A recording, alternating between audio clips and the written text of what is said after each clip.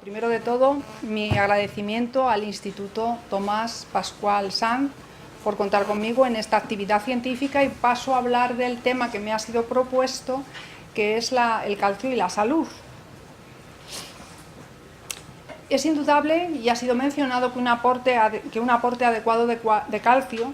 es muy importante tanto desde el punto de vista nutricional, puesto que necesitamos cubrir o alcanzar las ingestas recomendadas para tener una buena situación nutricional, como desde el punto de vista sanitario, y de hecho se ha relacionado un aporte adecuado de calcio con una protección frente a diferentes patologías o con un beneficio en la salud del hueso, en relación con enfermedades cardiovasculares, hipertensión, diabetes y resistencia a la insulina, cáncer, control de peso. Bueno, haremos algunas menciones. También es cierto que hay controversia, pienso que a lo largo de la tarde se debatirán algunos puntos, pero yo creo que hay muchas evidencias en estos aspectos sanitarios que voy a mencionar. Quizá el aspecto más conocido de la importancia del calcio es su papel en la salud ósea. El calcio es un componente importante de los huesos, es muy importante el aporte en el remodelado óseo, y aumentar o tener un aporte adecuado de calcio es importante para conseguir una mayor masa ósea cuando la masa ósea puede estar aumentando, y para evitar la pérdida cuando estamos en un periodo de pérdida de masa ósea. Todos ustedes conocen este esquema o esta representación de cómo va cambiando la masa ósea, aumentando primero hasta alcanzar el pico de masa ósea más alto a lo largo de la vida y con carácter fisiológico, para mantenerse o ir disminuyendo después y bruscamente en la menopausia en población femenina, siendo muy diferente la situación cuando la ingesta de calcio es insuficiente, porque en estas circunstancias el pico de masa ósea que se alcanza pues puede ser o es normalmente menor del deseable, y la pérdida más rápida, el riesgo de fractura mayor. Bueno, por mencionar un estudio hecho por nuestro equipo midiendo ingesta de calcio, de lácteos y densidad mineral ósea en 3 puntos, en la zona lumbar, cadera derecha y antebrazo derecho. Bueno, les presento datos siempre que puedo de investigaciones nuestras, que parece que es pues que las vive uno más, ¿no? Y aquí en esta publicación de Archivos Latinoamericanos de Nutrición del 2003 vemos cómo la densidad ósea en varios puntos de la cadera, que están marcados con un asterisco, era más alta la densidad cuando la ingesta de calcio era mayor, era igual o mayor de 1000 miligramos día, que está en color rojo, respecto a cuando era inferior. Eran resultados en mujeres jóvenes. Vemos, por tanto, que ya se puede notar un impacto de la ingesta de calcio en población general joven. Es previsible que con el tiempo la diferencia sea todavía mayor. También había diferencia entre las mujeres que tenían una relación calcio-fósforo más alta. Partimos por el percentil 50, por la mitad, la mitad de la población a cada lado, y las que tenían relación calcio-fósforo mayor de 0,74 tenían mayor densidad ósea en diversos puntos de la cadera que las que tenían una relación calcio-fósforo menor. Y con leche también encontramos un impacto en la masa, en la densidad ósea en cadera. Bueno, por presentar solo puntualmente algunos resultados, vemos que las mujeres jóvenes que tomaban 2 o más raciones de leche, no de lácteos, en este caso era con leche, por día, tenían una densidad ósea en varios puntos de la cadera, marcados con asterisco, pues significativamente superior, y también considerando el total de todos los puntos considerados, la densidad era mejor cuando el consumo de leche era de 2 o más raciones de leche al día, respecto a cuando el consumo era inferior. Otros estudios, bueno, pues por ejemplo, esta investigación pues pone de relieve que niños y adolescentes que tienen alergia a la leche de vaca y que toman menos leche, por ese motivo evidentemente no pueden tomar, pues tienen con frecuencia ingesta de calcio. Les cuesta, como es razonable, conseguir esas ingestas. Sería un grupo a suplementar con calcio, a tomar alguna otra fuente o un alimento con un aporte de calcio, pero estos niños tienen normalmente ingestas de calcio menores de las recomendadas y mayor riesgo de fracturas. Esto está descrito en este estudio. Y luego después pues hay otros muchos, por ejemplo en esta investigación que es del 2014, que se ven diferentes factores que pueden condicionar la densidad mineral ósea, pues se llega a la conclusión que el más importante predictor de la densidad mineral ósea es la ingesta de calcio. Esta otra revisión sobre calcio y hueso pues también pone de relieve, aquí tenemos que la ingesta adecuada de calcio, sí, creo que lo he puesto, que la ingesta adecuada de calcio a lo largo de la vida es muy importante para la salud ósea, prevención de osteoporosis y de las fracturas relacionadas. Bueno, hay mucha bibliografía, tampoco me voy a extender más en este sentido, y quiero mencionar otros puntos para los cuales, otros aspectos sanitarios para los cuales también hay investigaciones avalando un beneficio. Por ejemplo, hay muchos estudios que hablan de la importancia del calcio en la presión arterial. Este estudio, realizado con 912 adultos, puso de relieve que aumentar la ingesta de calcio y productos lácteos se asociaba con una disminución en la presión arterial sistólica que era significativa e independiente de otros factores controlados. Bueno, y por presentar unos datos de una investigación nuestra en gestantes,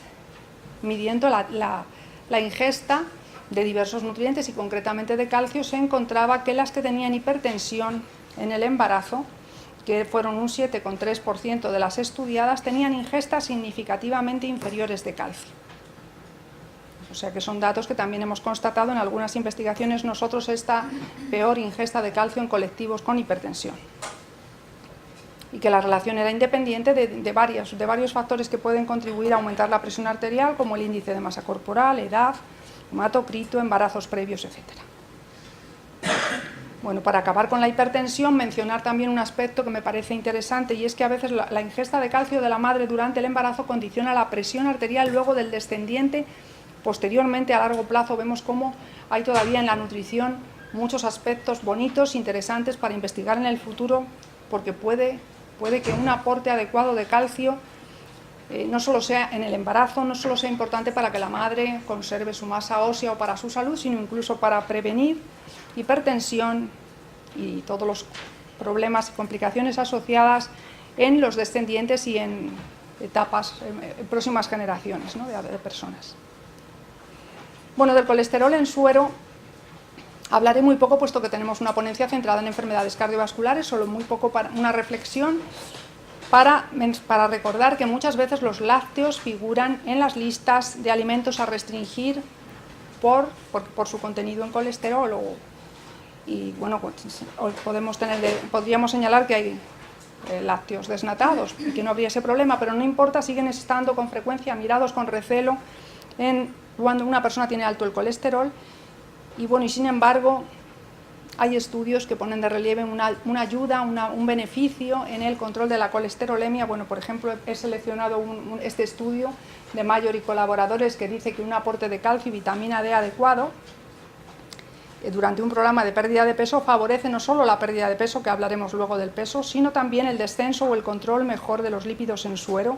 en un colectivo de mujeres con sobrepeso y obesidad que tenían ingestas bajas de calcio. También es importante hacer la mención que a veces, si una ingesta fuera adecuada, no podríamos esperar mayores beneficios por dar más. Lo que sucede es que muy pocas veces estamos en una ingesta adecuada, como veremos al final, pero es cierto que cuando controlamos este aspecto se nota el beneficio más claramente. Cuando comparamos una persona con una ingesta insuficiente, el beneficio es más claro al aumentar el aporte. Bueno, en relación con el síndrome metabólico, es interesante esta revisión de Mayor y colaboradores de 2008, en donde se encuentra una relación inversa entre ingesta de calcio con hipertensión, hipercolesterolemia, intolerancia a la glucosa y diabetes tipo 2. Y con la presencia simultánea de estos problemas, también, por lo tanto, hay una relación inversa con el riesgo de presentar síndrome metabólico.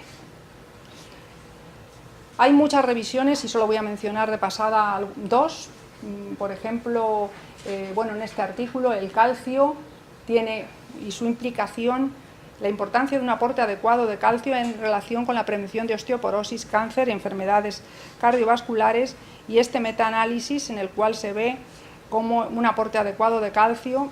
pues se asocia con una protección frente al riesgo de cáncer colorectal. Bueno, hay muchas revisiones y muchos estudios en la bibliografía para prestar atención casi a cada uno de estos terrenos. Yo voy a hablar un poco más de un campo en el que he trabajado algo más, que es en el del control de peso, y en este sentido pues me extiendo un poco más que en los otros en los que no he trabajado y solamente puedo mirar lo que hay en la bibliografía publicado. Bueno, en relación con la importancia del calcio y de los lácteos en el control de peso, bueno, pues hay muchas investigaciones y nosotros también hemos trabajado. Algunos estudios dicen que cuando se toma un aporte adecuado de calcio o de lácteos, que suelen ir paralelos, es menor la acumulación de grasa y el aumento de peso, incluso aunque nos estemos excediendo en calorías. Es más fácil perder peso y perder grasa cuando se restringe la ingesta energética. Es menor la recuperación del peso y de la grasa una vez que se ha perdido. Se reduce en mayor medida la adiposidad central, o sea, digamos lo ideal, lo que todos buscamos cuando estamos buscando el control de peso, y se mantiene la masa muscular cuando se está perdiendo peso. O sea, todo esto parece interesante cuando el peso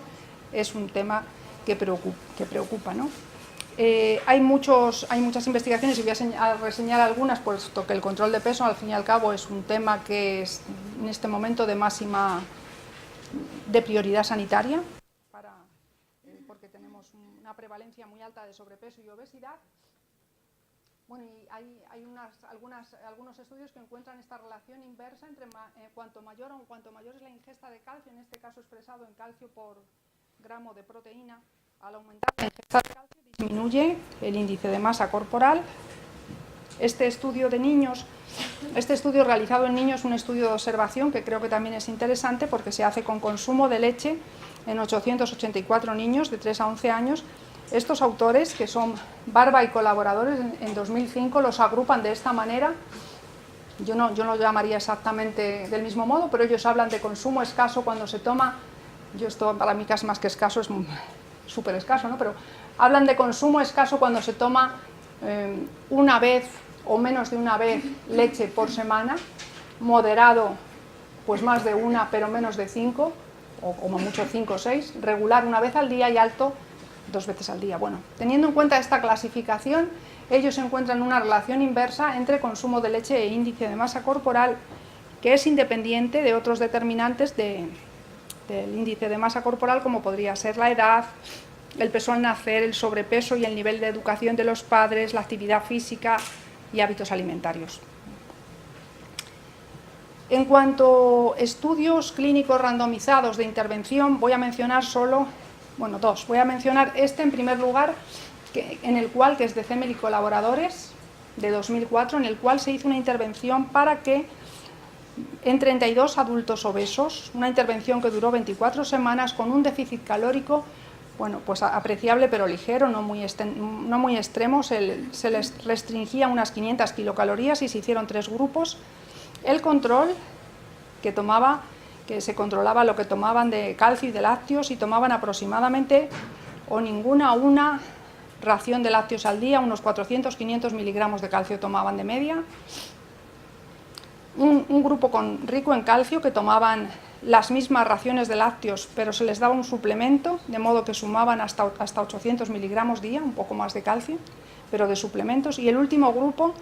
un grupo con alto aporte de lácteos, en el cual todo era lácteos, el suplemento era un placebo,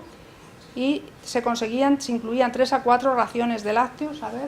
3-4 raciones de lácteos, de modo que esto suponía 1.200-1.300 miligramos de calcio al día. ¿Qué se obtuvo? Bueno, pues se obtuvo que la pérdida de peso era mayor en el último de los grupos, como vemos, de un 6,4%, 8,6%, 10,9%, a igualdad de aporte calórico y a igualdad de gasto energético, o sea, a igualdad de balance. Parecía haber una diferencia en función del aporte de calcio o de lácteos. Se perdió más grasa en el último de los grupos respecto al primero, el segundo 38% más, el tercero un 64% más.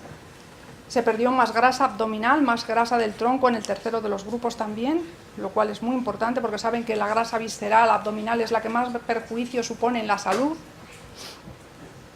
La tolerancia a la glucosa no varió, o sea, no era muy importante al comienzo, no había diferencias al comienzo del estudio, pero al final se vio que el grupo que había tomado muchos lácteos, que está en verde al acabar la intervención, tenía una mejor tolerancia a la glucosa. Y bueno, en otro estudio que hizo CEMEL, pero con otros investigadores en el año 2005, que es el otro que voy a comentarles, también hizo una intervención con un déficit calórico de 500 kilocalorías de 12 semanas en 32 obesos, grupo control, que tenía un aporte de calcio pues tirando abajo, ¿no? 400-500 miligramos día, o con alto aporte de lácteos, 1100 miligramos día de calcio, encontraron que el segundo grupo perdía más grasa total, más grasa abdominal, más circunferencia de la cintura, y muy interesante también, la masa magra era menor, en el segundo de los grupos se perdía menos masa magra que en el primero. Bueno, en este sentido, y como hemos visto en estas investigaciones, y lo indican diversos autores, parece que se obtiene mejores resultados en diversos aspectos, y en este caso pues en el control de peso, cuando se toman calcio procedente de lácteos que cuando se toma calcio a partir de suplementos. Parece que las fuentes lácteas ejercen un efecto superior, son 5 o un 100% más efectivas que el calcio tomado a partir de suplementos, y en este caso estos datos se refieren al incremento de peso, y el efecto se debe pues a otros componentes que acompañan en los lácteos al calcio, que no todo es calcio, aunque sea muy importante, a la biodisponibilidad del calcio que ha sido mencionada anteriormente de los lácteos, el aporte de caseína, vitamina D, inhibidores del enzima convertidor de angiotensina, aminoácidos de cadena ramificada, etcétera, la grasa, que bueno, luego otros ponentes hablarán de otros aspectos interesantes. Bueno, sobre el control de peso hicimos una publicación que está en este libro en la web del Instituto Tomás Pascual, por si alguien lo quiere descargar, la publicación está en esta web. Y bueno, un artículo nuestro, que no voy a dar detalles, pero decir que sí, que nosotros en investigaciones previas, esta hecha en el 2010, encontramos que una adecuada ingesta de calcio puede ayudar a perder peso en mujeres con sobrepeso o con obesidad que siguen dietas hipocalóricas. En este estudio se hacían dietas de unas 1.600 kilocalorías y se perdía más peso, desde luego, con igualdad de restricción energética y a igualdad de circunstancias, cuando el aporte de calcio era adecuado respecto a cuando no lo era, que era también frecuente, ¿no?, esa situación. Bueno, para acabar quiero mencionar alguno de nuestros estudios respecto al aporte de calcio en la población española. Me parece interesante mencionar esto porque son estudios nuestros, muestras representativas de la población, y porque existe un desconocimiento en la población en este sentido, de modo que se suele dar por hecho que tomamos suficiente calcio, que nos sobra, o incluso hasta que nos pasamos, que hay documentos hasta oficiales diciendo que nos excedemos en lácteos o en calcio, y creo que esto es peligroso, o que al menos hay que estudiarlo y comentarlo. En esta publicación de nutrición hospitalaria de nuestro equipo investigador del 2012 estudiamos 903 niños de 7 a 11 años de 10 provincias seleccionados para ser una muestra representativa de niños españoles. Hicimos un registro del consumo de alimentos durante 3 días, incluyendo un domingo y 2 laborables. Tabulamos los alimentos que consumían los niños utilizando las tablas de composición de alimentos del Departamento de Nutrición y el programa DIAL, que está estructurado por varios profesores de nuestro departamento. Vimos cuál era la ingesta concretamente de calcio, lo comparamos con lo recomendado, y ¿qué obtuvimos? Obtuvimos que un 76,7% de los niños tenían ingestas menores de las recomendadas, y que un 40% tenían ingestas menores del 67% de lo recomendado. Bueno, respecto a las fuentes, aunque lo ha mencionado la doctora Farré, voy a decir los resultados que obtuvimos nosotros,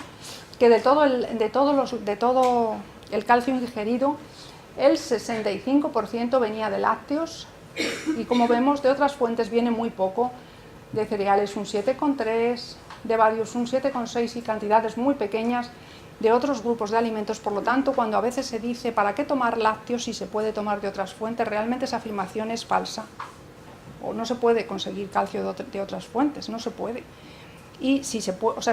para poder conseguir sin tomar lácteo calcios hay que tomar suplementos o alimentos enriquecidos, pero bien controlados y bien vigilados, porque no es posible con una dieta normal conseguir aportes de calcio adecuados sin ese aporte extra. Bueno, y si hablamos de lácteos, está claro que que la mayor parte, muchos niños que no tomaban las ingestas recomendadas de calcio es porque no tomaban la cantidad mínima aconsejada de lácteos, aunque no en el 100% de los casos se resuelve con tomar este mínimo de 2 raciones día, pero al menos intentar llegar a este mínimo. Un 37% no llegaban a 2 raciones día. En adultos, bueno, pues en este estudio con 418 adultos de 15 provincias, aquí se aplicó un recuerdo de 24 horas en 2 días, también se tabularon los datos con el programa DIAL, se calculó la ingesta de calcio y se vio que era menor de la recomendada en un 78,4% de los casos, más frecuentemente en mujeres que en varones, como vemos en un 85,5% de las mujeres, y era menor del 67% de lo recomendado, que esto ya indica más riesgo de aporte insuficiente, pues en un 33,7% de los casos, siempre en las mujeres significativamente hay más casos de aporte insuficiente que en los varones. También en adultos los lácteos son la principal fuente de calcio, era un 58,7%, como un 60% del calcio venía de lácteos, seguido por cereales, vegetales, pero como vemos con una diferencia abismal, o sea, los lácteos por contenido, que aquí no estamos hablando de biodisponibilidad, que tendríamos que añadir la información que ha dado la doctora Farré para saber, estamos hablando de cantidad y ya hay mucha distancia entre unos alimentos y otros. A esto sumamos la biodisponibilidad, los lácteos es indudable que son los reyes del calcio. Bueno, y como última mención a estos estudios, en mujeres, en una muestra representativa de mujeres españolas de 547 mujeres de 10 provincias, de diferentes zonas rurales, semiurbanas, urbanas, etcétera, y diferenciando entre las que estaban próximas a menopausia, que podían tener 45 o más, y las que tenían menos, pues encontramos que la ingesta de calcio era inferior a la recomendada en un 84% de mujeres, de las que estaban en menopausia eran un 79,6% no llegaban a lo recomendado, y el aporte era menor del 67% de las ingestas recomendadas en el 30% de las mujeres, del 36% de las que estaban con 45 años o más, próximo a la menopausia. Y destacar que, bueno, que un 56% toman menos de las 2 raciones de lácteos al día. Bueno, ya concluyendo, y por mencionar, desde luego la utilidad que pueden tener los alimentos enriquecidos, pues está claro que son una herramienta para lograr la ingesta recomendada, que lo primero es también tener en cuenta que intentar aproximar el aporte a lo recomendado e intentar conseguir 2 o 3 raciones de lácteos al día según el grupo de edad, si se necesita más o menos calcio, pero que es importante conseguir la ingesta recomendada para conseguir la máxima promoción de la salud, la máxima calidad de vida, bienestar, rendimiento, que los alimentos enriquecidos pueden ayudar a lograr estas ingestas recomendadas para el calcio y también para la vitamina D, que van muy paralelos para que también favorecer la absorción y en otros aspectos sanitarios. Eso sí que no hay que sobrepasar, hay que vigilar, utilizar los alimentos enriquecidos